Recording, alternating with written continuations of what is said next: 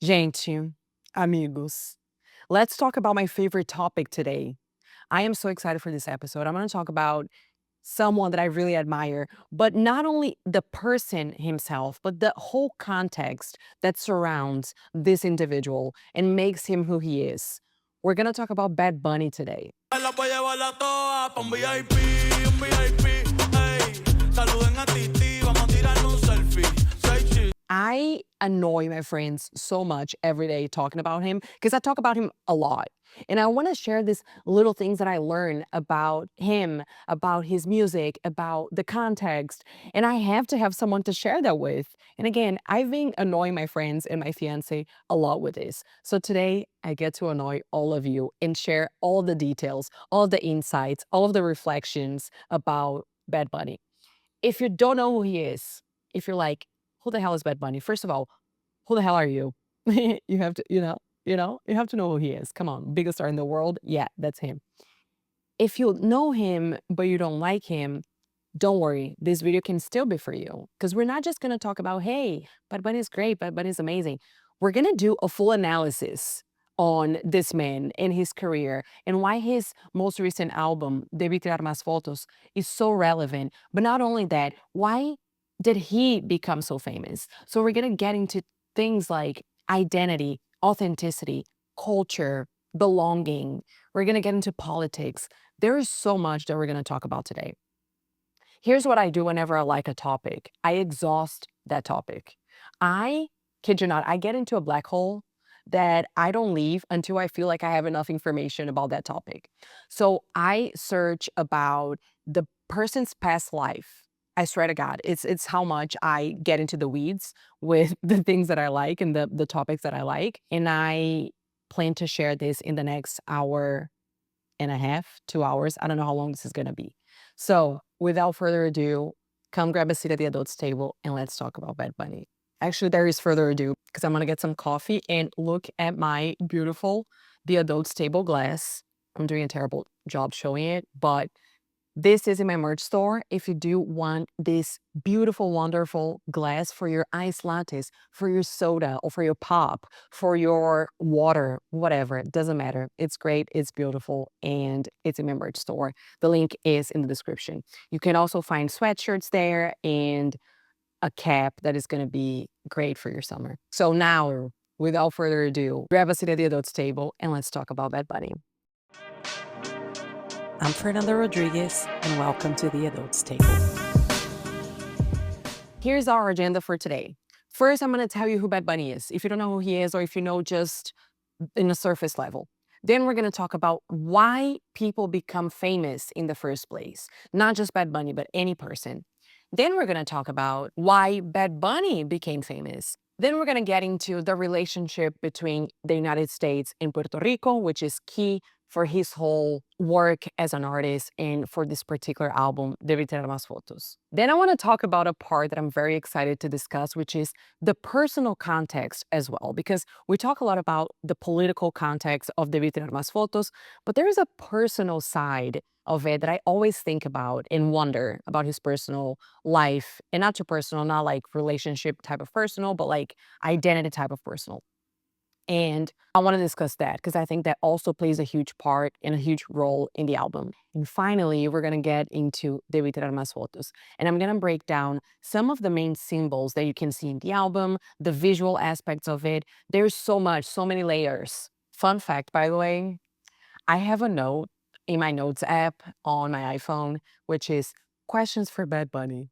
Because today I'm here talking about him, about his background, but one day, my loves, I'm going to be interviewing the man, and then I want to have all my questions that I've came up with in 5 years, 10 years. I don't know by then how many years it's going to be, but it's so funny because sometimes I'm running my long runs on the weekend and I'm listening to Bad Bunny and I'm like, oh my gosh, I have to ask him that. And then I stop, and then I actually don't stop. But when I stop, I write down the question in my notes app. Sometimes I'm about to sleep and I'm like, ooh, I actually should ask this to Bad Bunny. I think this is what it takes. It takes being delusional to get there. You know what I'm saying? Like, you have to be the Lulu. That's how you manifest. So I'm here manifesting. Bad Bunny, one day, those questions are going to be asked to you. Anyway, let's get into our content here. Let's start with, who is Bad Bunny? Bad Bunny is Benito Antonio Martinez Ocasio. Born in 1994 in Puerto Rico, born and raised. He is a Pisces. I don't know if you know about astrology. I know very little, but just because my rising sign is Pisces, I pretend that I know a thing or two about Pisces. I don't. But anyway, I think it explains a lot. The bare minimum that I know about Pisces, I think it explains a lot. His connection with the collective unconscious, and the emotional aspect and the sensitive aspect of Bad Bunny. So born March 1994. His dad is a truck driver. His mom was a school teacher. And he was a grocery bagger back in 2013. I don't know. He used to pack groceries. And he used to upload songs to SoundCloud back then, 2013. So he uploaded songs like Tentacion until 2016 when he released D-List,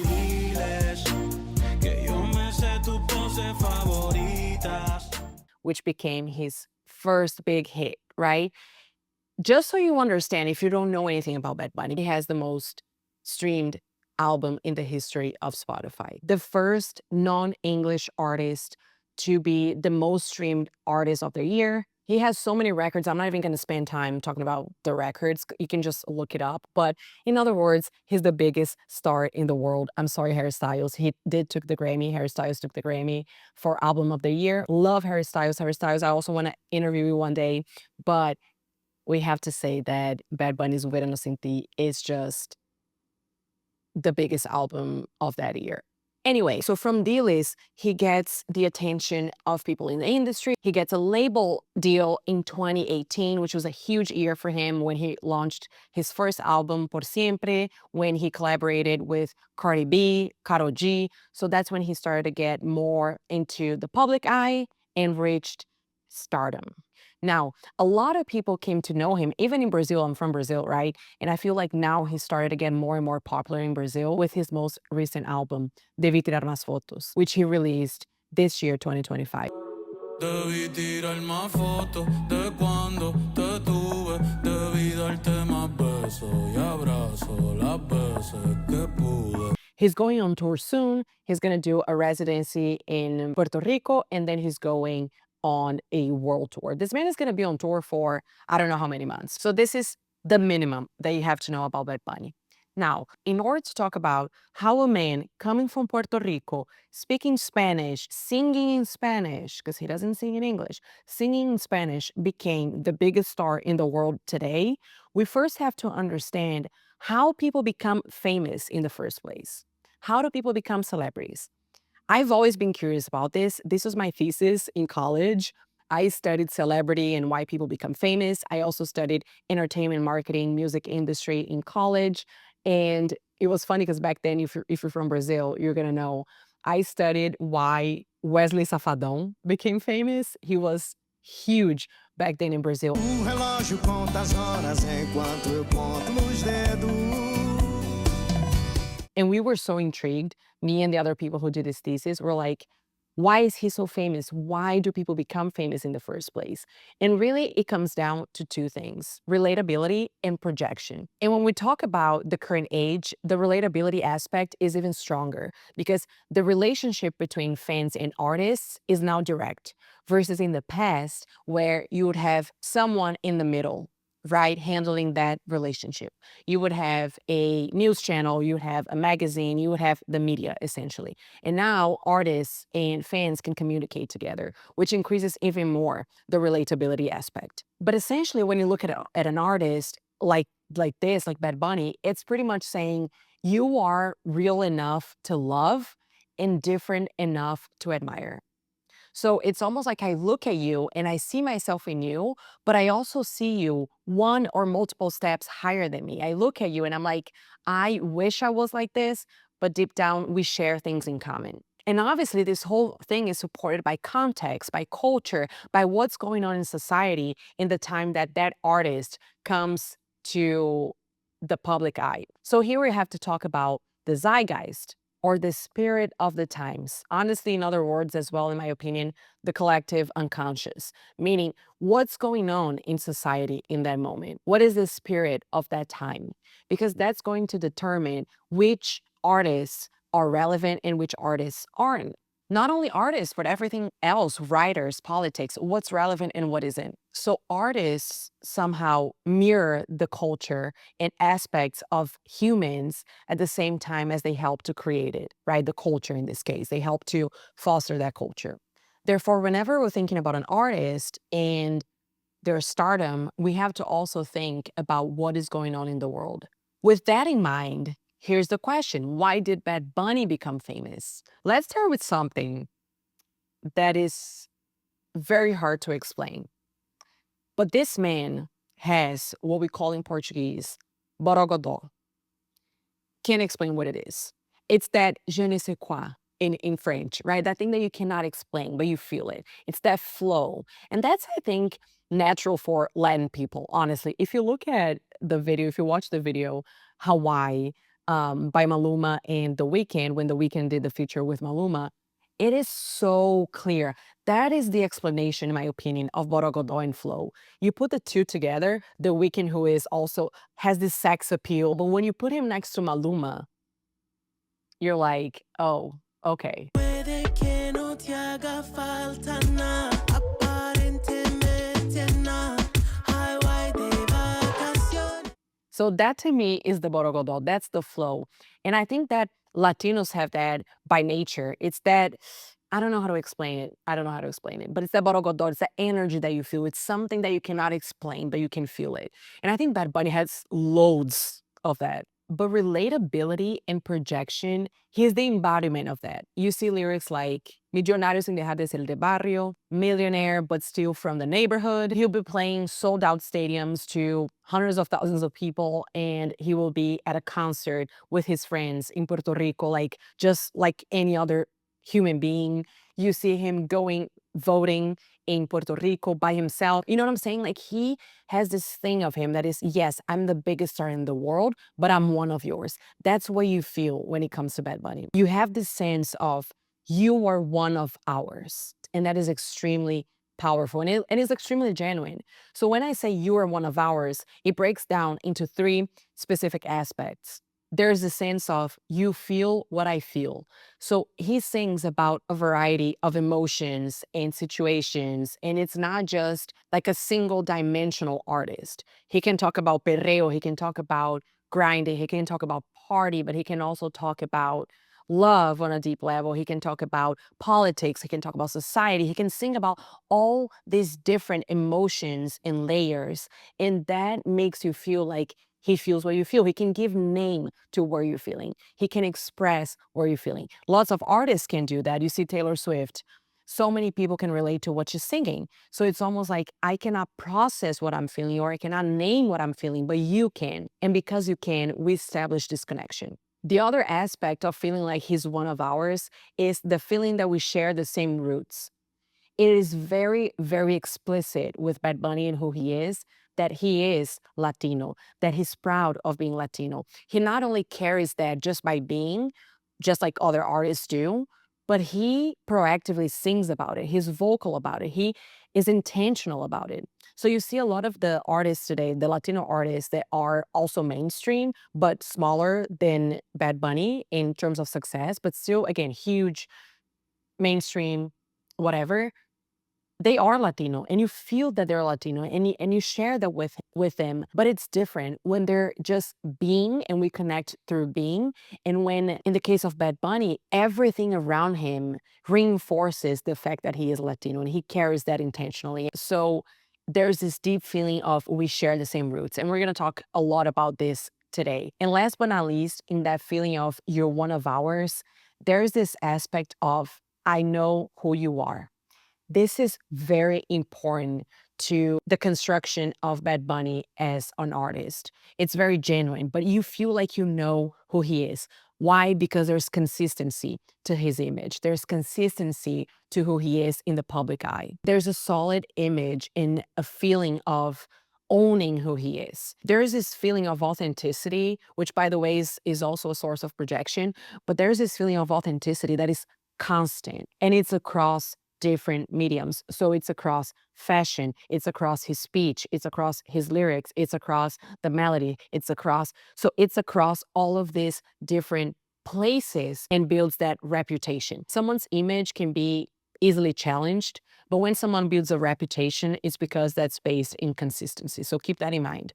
And I think that's led by a good execution, which needs to be mentioned. I'm going to talk about this throughout this episode. He has an amazing team that is able to support that authenticity and is able to transmit that to the rest of the world through the music and through the other mediums that I talked about, fashion, lyrics, everything else. So we talked about relatability. Let's briefly talk about projection. Because of everything that I talked about and the fact that he's so vocal about Latinos and most specifically about Puerto Rico and the relationship with the United States and the politics within Puerto Rico and all these topics that we're going to discuss, there is this idea that he's almost like a messiah to these people, that he's the chosen one, that he's the savior, which is problematic, honestly, and he knows it. In one of his lyrics, he says, "A mí no me sigan, Bad Bunny no es alcalde," meaning, don't follow me, I'm not a mayor.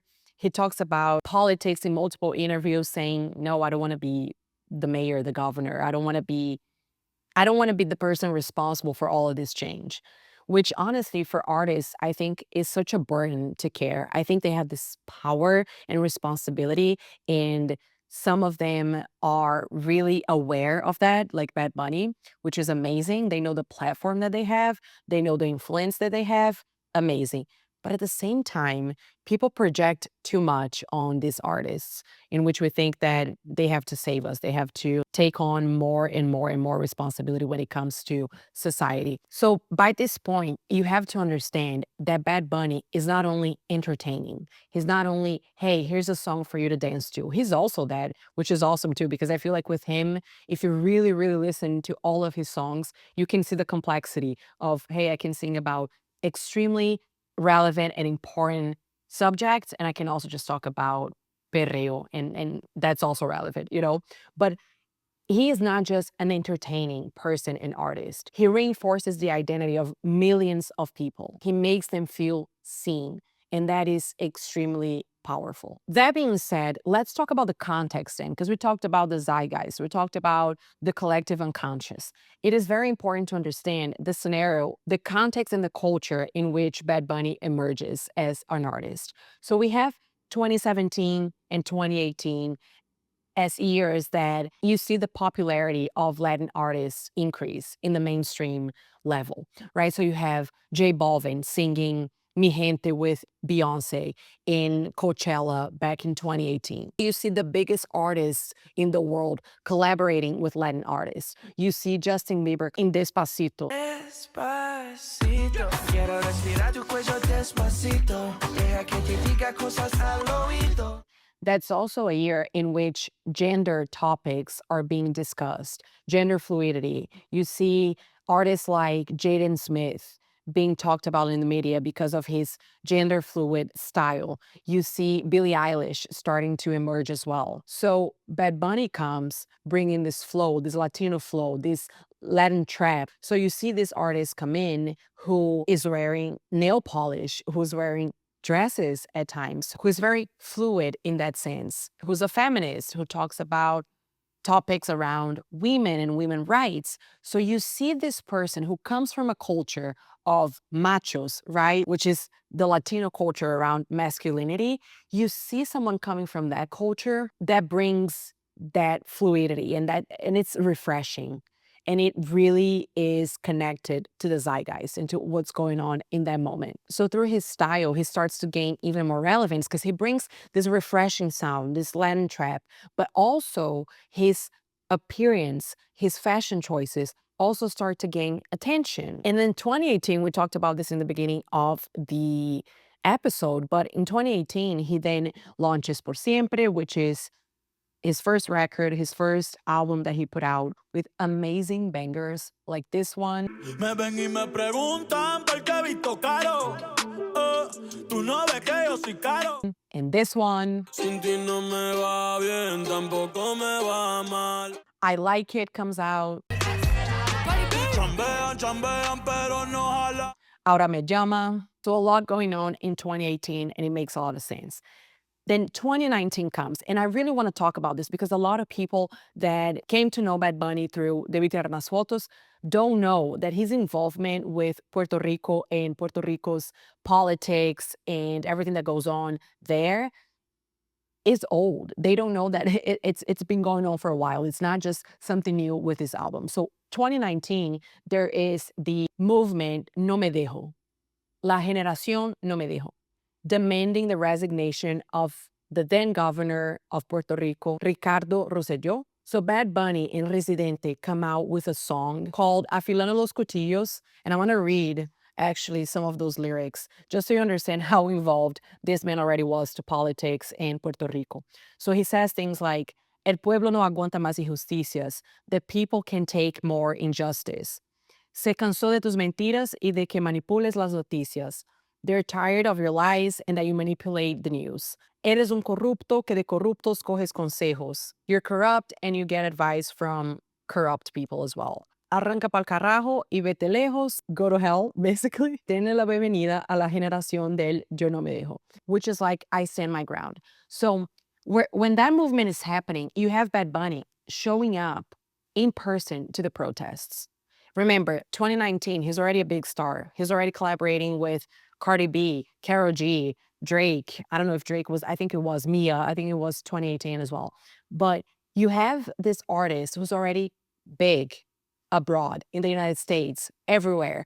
And he's going to protests in Puerto Rico. You know what I'm saying? Like with a song that became the song of that movement. And through that, through those protests, the governor resigned. So the political aspect has always been centered to his expression as an artist, which makes him more relevant and honestly is the reason why, I guess, or a big reason why he is so relevant as an artist. So as we start to approach Debí Tirar Más Fotos and talk about that album, let's get into the relationship between the United States and Puerto Rico and how Bad Bunny fits in that whole conversation. Everything that I'm about to say, by the way, I learned because of him, because I was curious once the album came out and once, he started to be even more vocal about this in the last election. I got so curious about this relationship between Puerto Rico and the United States. And I'm sharing this because I feel like this is the power of his music. You get people who don't even know about the story to be curious about it, to learn about it, and educate themselves about it. And on the other hand, you have people who do know about the history of these two countries, and you have them sustaining their culture, which is in danger, honestly, with all the displacement and everything going on. But what are the main points here that we have to keep in mind? Puerto Rico is an unincorporated territory of the United States. Since the American-Spanish War, in which Spain sold Puerto Rico to the United States. Puerto Ricans are U.S. citizens, but they don't have the same rights as a U.S. citizen. They cannot vote in federal elections, and they don't have voting representation in Congress. So they have American citizenship, but they don't have autonomy or statehood. And I think it's so funny because I have some American friends who've been to Puerto Rico and they say, oh, it's great. You can just tell that the United States takes such good care of Puerto Rico. And I'm like, the poverty rate is 41% as of 2024, 41.7%, almost 42%, which is nearly 4 times the poverty rate in the United States. Blackouts are a constant issue, which, by the way, Bad Bunny sings about them in El Apagón, Una Velita, and other moments. So you have Americans having this idea of Puerto Rico based on what they see and based on what they experience there. But the reality is that by going there with all the tax incentives that they have in the island, you have a bunch of Americans moving there, raising prices or rent prices, displacing Puerto Ricans from where they've always lived, which leads to the slow loss of a culture, because a culture is its people. And if people are getting displaced, then how do you sustain that culture? So on one hand, you have displacement. On the other hand, you have the American culture being brought to Puerto Rico. So you're going to see in Bad Bunny's, the short film of Debí Tirar Más Fotos, you see how they only speak English in the island. So you can go to a cafe and they're going to be talking English and you have to order in English. So you have all of this American culture taking Puerto Rico little by little. So there's not only a political and economical aspect to it, but also a cultural aspect of it, of culture loss. So before getting into 2024 and Debí Tirar Más Fotos, I want to call out El Apagón, because in El Apagón, he's talking about apagón is blackout. He talks about Puerto Rico in the whole song, and he talks about briefly about the blackouts, and he has that iconic lyric, ahora todos quieren ser latinos, pero les falta sazón. Now everyone wants to be Latino, but they lack sauce, the sauce, which is so iconic. Every Latino loves that lyric so much. Iconic lyric. But what I want to call out about this particular song is that 2 years ago, he came out with the music video for it, which is a 22-minute short film, which is called Aquí Vive Gente, People Live Here. And he talks about the displacement situation in Puerto Rico and everything that has been changing. And he interviews, not him, but whoever did the video, interviews a bunch of different Puerto Ricans, and it brings you awareness. So you have an artist that truly uses his platform to share information and educate people on the situation of Puerto Rico. And this is, again, 2023. So 2 years before he even comes out with Debí Tirar Más Fotos. What I'm trying to say here and show here is the consistency that I talked about in the beginning. So you have someone who is not afraid to speak up, who has that authenticity about him, and that has a commitment with himself and with his culture of being vocal about the situation of his island. So you have someone that gives voice to millions of people and that brings an important message beyond just the entertainment aspect of his songs. Then we get to 2024 and the elections. So in Puerto Rico, you have three parties: the Popular Democratic Party, the New Progressive Party, who seeks statehood, and then you have the Puerto Rico Independence Party, which seeks independence from the United States. The Progressive Party ended up winning the elections in 2024, but Bad Bunny was against that party, and he was very involved in this particular election. Speaking up about it, he bought outdoors Puerto Rico with his money, multiple different outdoors in the city of San Juan with messages regarding, not voting for PNP. And he was giving multiple interviews talking about the elections and his position. And he was encouraging people to go vote. So he was very much engaged in this past election. And obviously in 2024, you also have that comedian whose name I don't know and I don't care to know, who in a Trump rally called Puerto Rico a floating island of garbage. So you have the Boricuas, the way that the Puerto Ricans call themselves, Boricuas. You have the Boricuas like, what the fuck? Basically, right? There is a lot of stuff happening in that moment. And the political aspect and the context of Puerto Rico in the United States is a central aspect of Bad Bunny's music. And this album, Debí Tirar Más Fotos, which was released in 2025. Now, let's talk about the personal context for a second. I don't see a lot of people talking about this, and I think it's important. This at least interests me a lot because I do believe it's a huge part of Debí Tirar Más Fotos, identity, and Bad Bunny as this person who's coming back to Puerto Rico after spending quite some time in the United States. So you have a Bad Bunny in 2016 who starts in the scene singing trap, Latin trap. And then he starts experimenting with other genres, right? He tries reggaeton, he tries rock in one of his albums. He tries so many different types of music and genres, which you can see, by the way, in Debí Tirar Más Fotos, in which he brings different types of rhythms. But that is one of the things that I love about Bad Bunny and I think sets him apart as an artist is how versatile he can be in these different genres. There is an artist, a Brazilian artist named Alceu Valença, and he talks about how once, I think he was in the US or Europe, I think it was the US, and he's being interviewed and he shows this new music that he was putting out, and it was a different type of guitar chords. It didn't follow anything that was pre-made or pre-existent. And someone was like, "What rhythm is that?" And he says, "This is the Alceu Valença." Because it's just something he came up with. It's just something that he was experimenting with, and it didn't follow any category specifically. And I think Bad Bunny is very much like that in the sense that, what is he? Is he a trapero? Is he a reggaetonero? Like, what is he?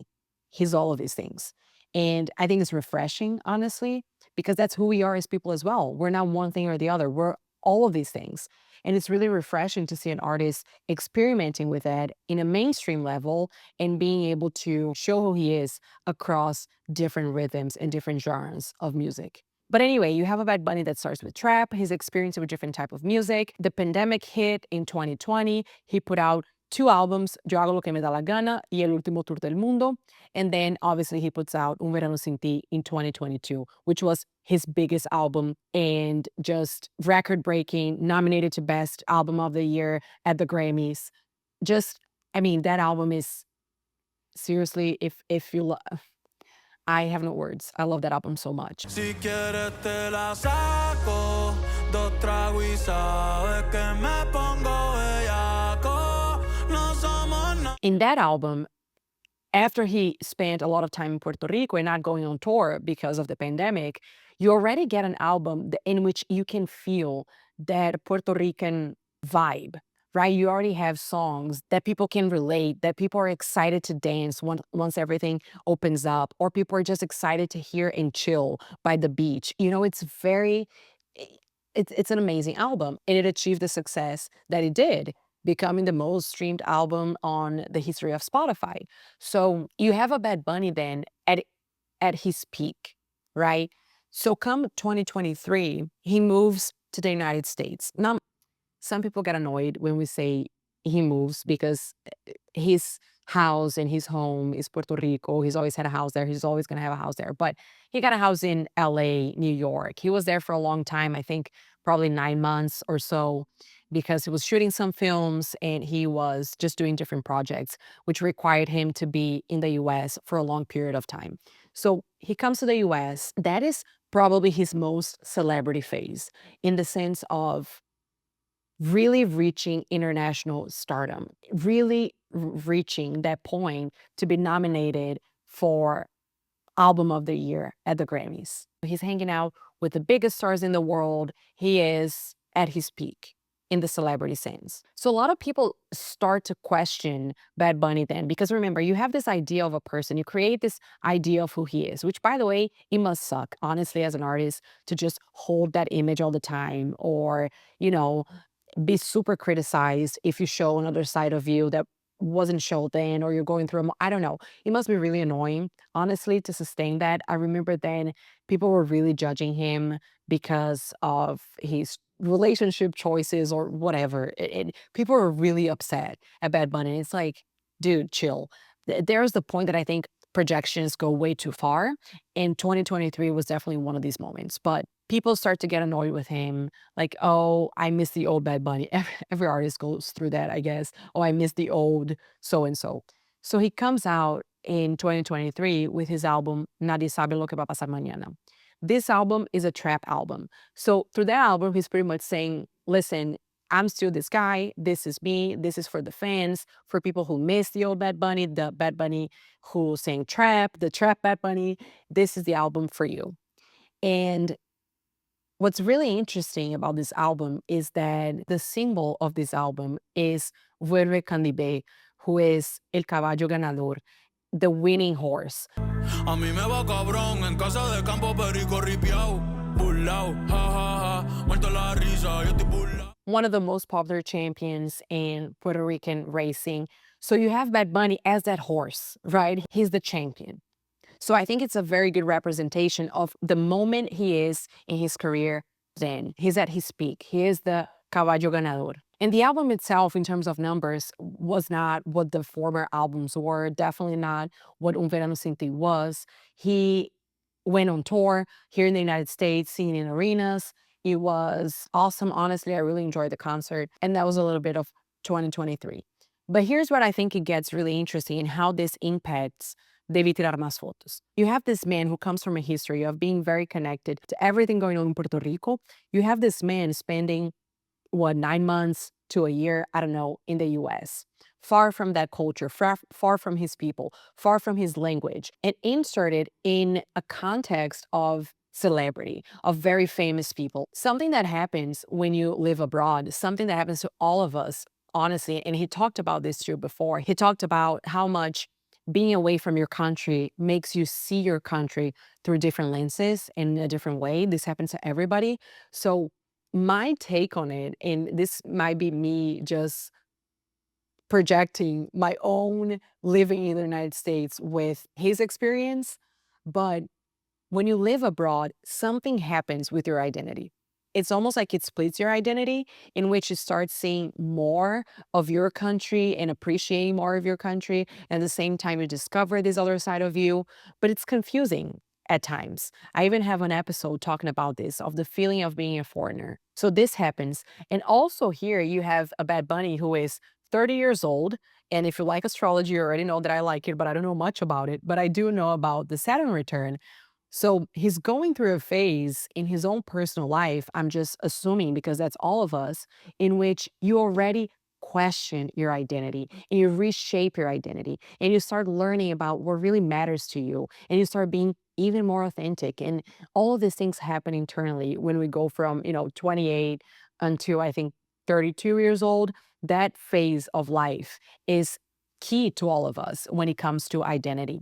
So you have someone who's living abroad or who's spending a ton of time abroad, not going back home often, living this whole different culture, experiencing a whole different culture. I cannot help but think that he did go through a deep transformation process when it comes to identity. And I think that's reflected in Debí Tirar Más Fotos. Debí Tirar Más Fotos feels like the search for Bad Bunny for his own identity. So to me, it's not only, hey, I love Puerto Rico, here's a album about Puerto Rico and about the need to preserve Puerto Rican's culture. It's also about that. But to me, that album screams Bad Bunny searching for his identity.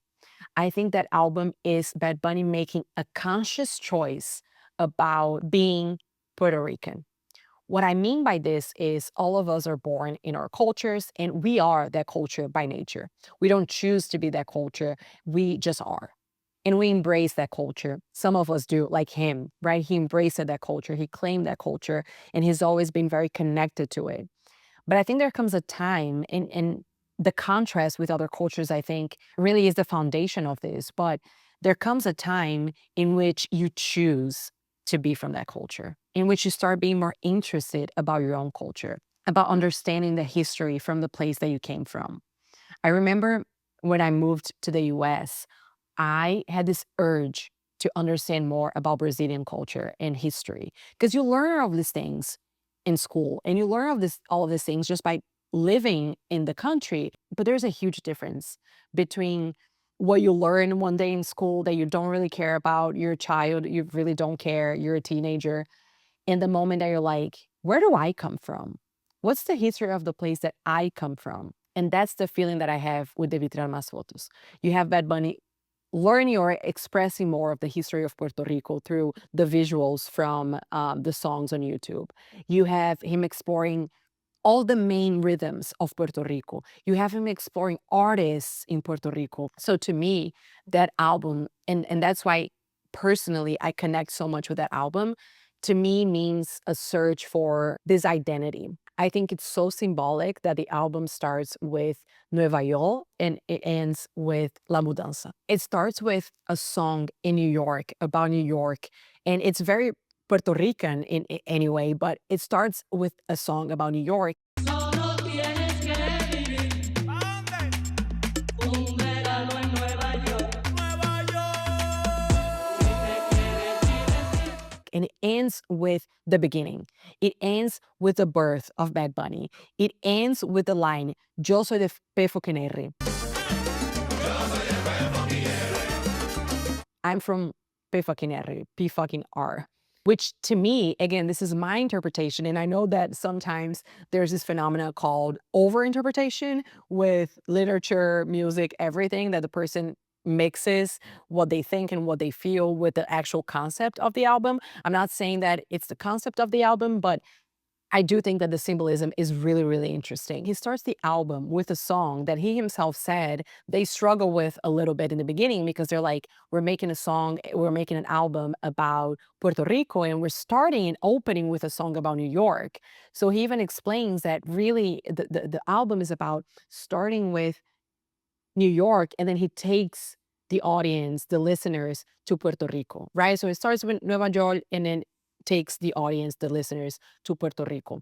Obviously, New York is a important place for Puerto Ricans. There's so many people from PR living in New York. He references that in the song. He brings a sample of a very popular and old song to that particular track. So there is a lot of history and a lot of power in that song.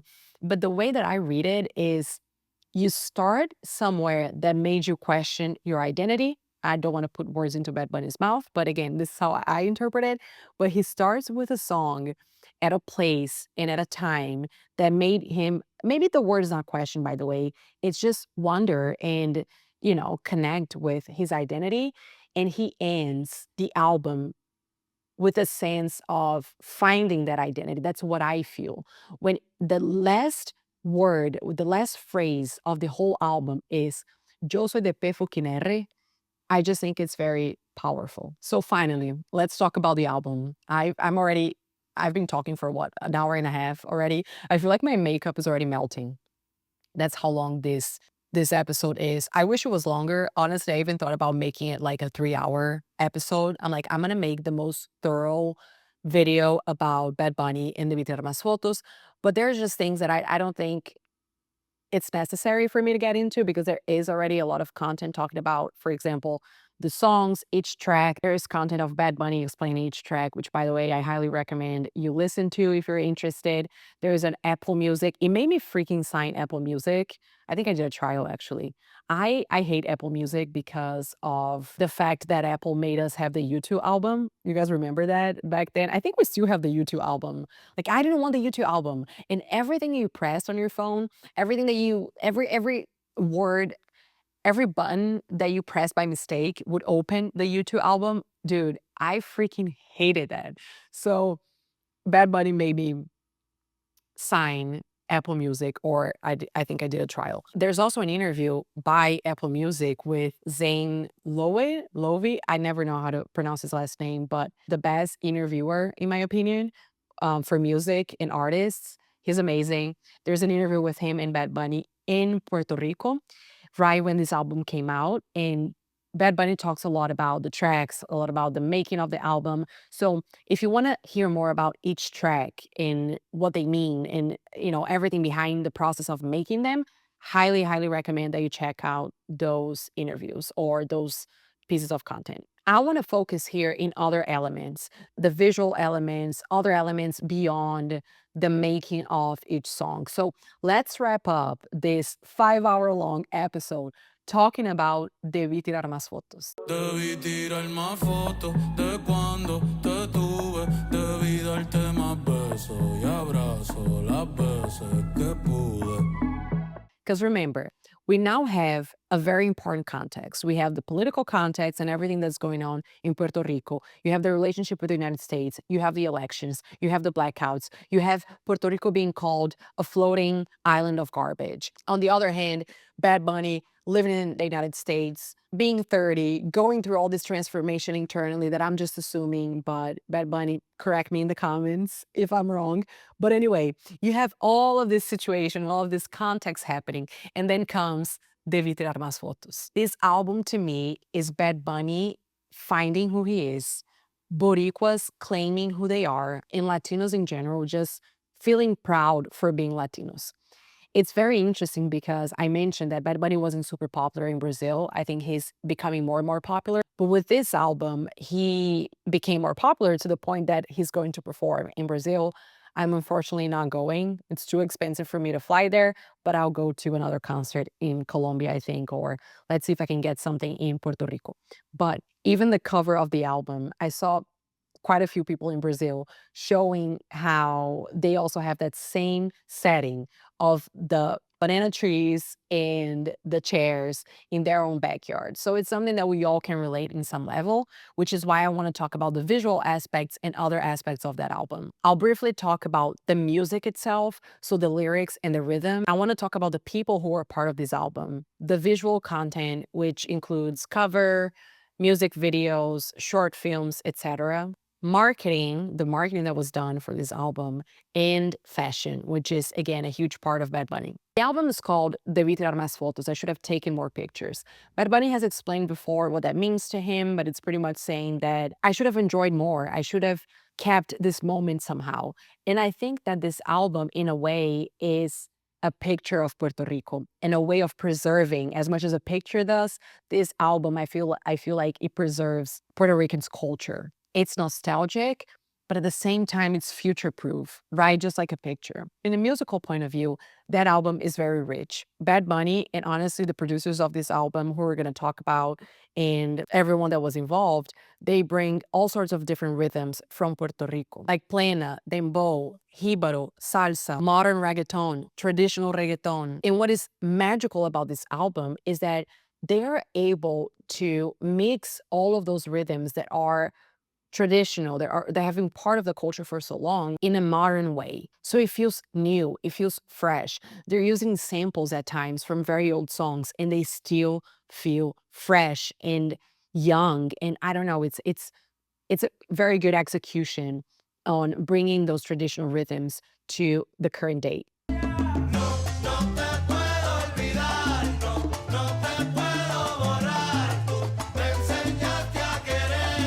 And you have here lyrics that are brutally honest, that became phrases of resistance in Puerto Rico. For example, no quiero que haga contigo lo que le pasó a Hawaii. I don't want to happen to you what happened to Hawaii. He was asleep.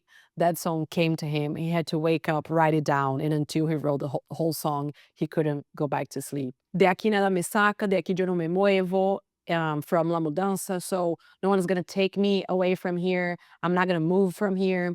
So you have all of these lyrics that people in Puerto Rico start using, as they've done before with other songs, as a ways to show resistance and as a way to describe their relationship with Puerto Rico and their pride for being Boricuas. And then you have the people who made this album, which I think is so important to call out because obviously Bad Bunny is the face of it, but you have his producers. You have Tiny, who obviously, I mean, Tiny is such a legend as well. And I feel like part of the success of Bad Bunny is due to his work and chemistry with Tiny, the producer, also from Puerto Rico, by the way.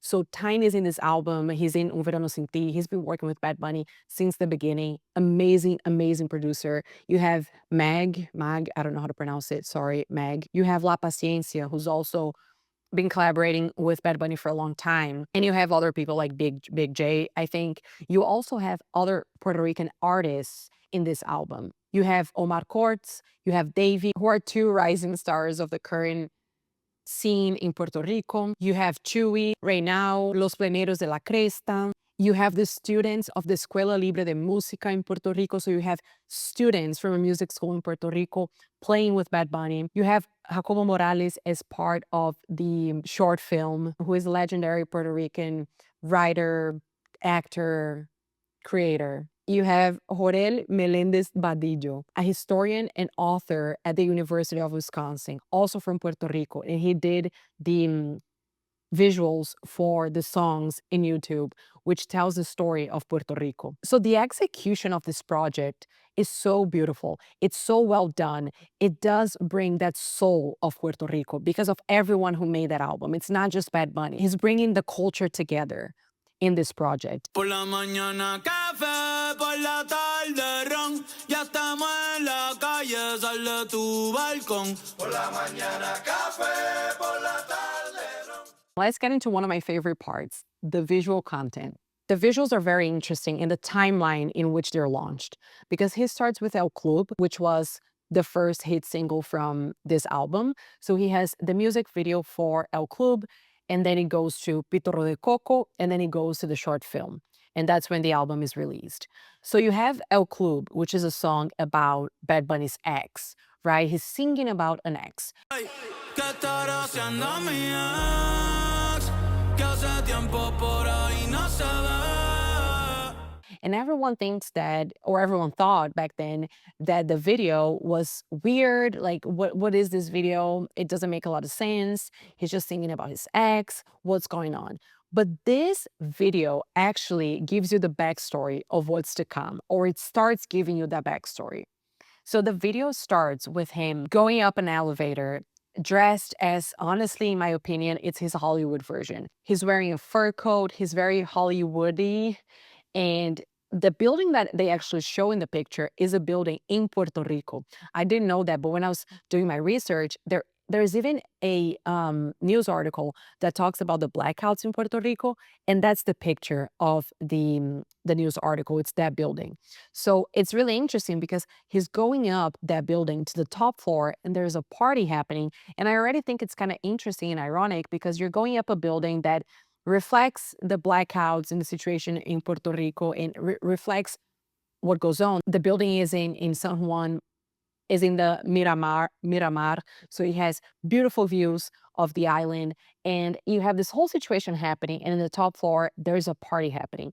So it's almost like delusional. It's almost like everything is going on, and we're out here party. Everything is going on in Puerto Rico, and then we're here having a great time.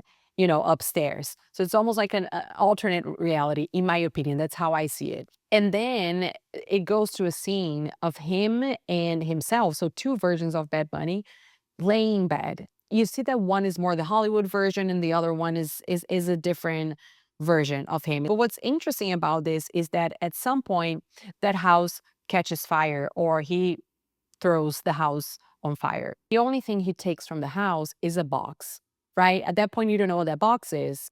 And then he starts walking in this land by a bunch of jibaros. So you see these guys, these land guys with no face, which to me means like them being invisible, they're not being seen, right? So the jibaros is like traditional people in Puerto Rico. I've seen some people compare them to cowboys here in the US. I couldn't make that comparison myself because I don't know enough about cowboys myself, but you have the jibaros, that tradition from Puerto Rico. You have those guys walking with Bad Bunny in this land, and he buries that box and he puts a flag of Puerto Rico on top of it. So something like that is coming, something related to Puerto Rico. And then we have Pitorro de Coco.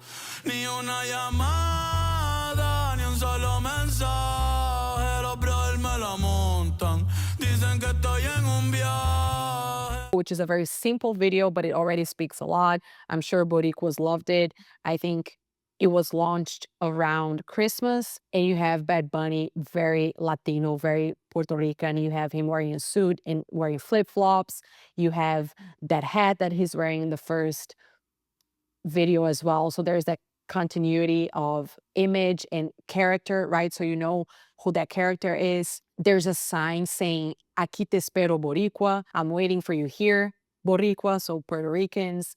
He's drinking Pitorro de Coco, rum from Puerto Rico that was forbidden in the 20th century with the prohibition area, which extended to Puerto Rico. So it's a liquor that was like a homemade alcohol in a way of getting drunk, but also a form of resistance. And it's tied to Puerto Rican's culture. I think they drink it during Christmas. It's very, I guess, cultural for them. And then we get to the short film, which I love so much. Everyone loves that video so much. But I think it's very important to break down the symbolism of this video and all of the aspects that are in the story of this video. The short film starts where El Club ends. Remember, El Club ends with Bad Bunny sticking a flag on top of this box that he buried. And the short film for the album starts with someone, and you can already tell it's Bad Bunny because it's wearing an Adidas shoe, and he has a collaboration with Adidas. So, but you can tell it's like an older guy. So he buries, what's the word for that? I don't know the word. Like the box is buried, and then he takes the box from the land. Okay, this is the scene, and you see Jacobo Morales, who is the author, poet, actor, again, Puerto Rican legend. So he is then sitting down talking to, at that point, you don't know who he's talking to, but he says, "Conocí a muchos países, a casi todas las partes del mundo, pero ninguna como PR. I've been to many countries, almost every part of the world, but none of them is like Puerto Rico." And he starts showing pictures to a frog who he's talking to. That moment, you then understand that what's in that box that he buried in the first video of El Club is pictures. And he starts showing pictures of himself. You can see that it's old pictures of Bad Bunny. There's this photo of him getting married, and then you can tell it's Bad Bunny. So it's almost like it's an older version of Bad Bunny, just reminiscing. So he's showing all these pictures to a frog. That frog, very important to say, it's a sapo concho frog, a species of frog that is native to Puerto Rico and is endangered. So he picks a frog from Puerto Rico, a species from Puerto Rico, endangered, as much as the whole culture is in danger right now with the displacement and everything going on. So it's very meaningful to choose this frog as part of the video and part of the concept of the album. So the frog then gets hungry and he says, "Hey, I'm hungry. Should we eat something?" And that's when Jacobo Morales goes to the bakery to get food for him and the frog. When he's going to the bakery, his way there is already also very symbolic because he sees an American family listening to loud music and cooking barbecue, speaking English. So you can already sense the Americanization of the island. And they're playing rock music. And in this scene that he's walking by the family, I think it's a very strong scene because the family looks at him as if he is the foreigner. So then Jacobo Morales gets to the bakery. And in that bakery, they only speak English.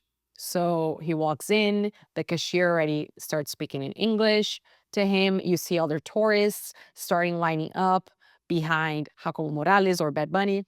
And important to say that the bakery is called Flamboyant. Flamboyant is a tree of local heritage of Puerto Rico and the US Virgin Island, which is also a symbol of resilience. So here you already see different symbols that speak to the current moment in Puerto Rico. That same tree, if you notice, is also outside of the house in which Jacobo Morales or Bad Bunny lives. The moment that he's ordering food, that dude, oh my God, that scene, it kills me inside. Like I cannot imagine how Puerto Ricans felt when they saw that scene.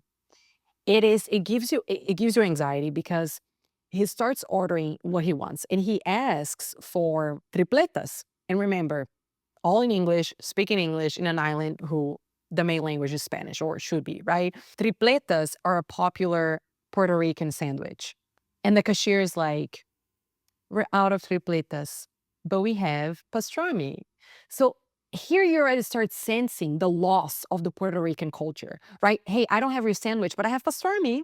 And then she says, "American cheese, right?" And the old man is like, "No, I prefer Papa cheese." Again, pay attention to the dialogue because the dialogue says it all. It's like an awkward interaction.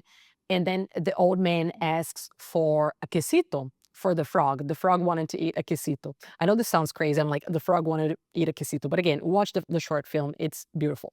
So he orders a quesito. And then the cashier mentions all of the countless options of quesito that there are. There is even a vegan quesito. So a queso, there is no queso in it. There is a quesito, something made out of cheese, but there is no cheese in it. There's no real cheese in it, which again, another way of saying like, you're in an island, but there's not the most important aspect of the island on it. So the old man says, "I just want traditional quesito." And this phrase here, dude, this phrase here kills me because he says, "I just want traditional quesito." To which the cashier responds, "You mean regular, right?"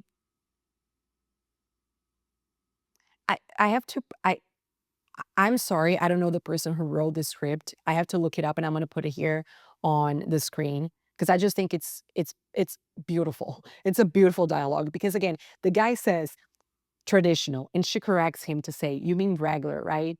So like there's no tradition. Tradition is gone at that point. And you feel the displacement through subtle things. And then a guy ends up paying for him. And then they say something in the lines of, "We're still here." Like someone else, also Puerto Rican, who was in the cafe.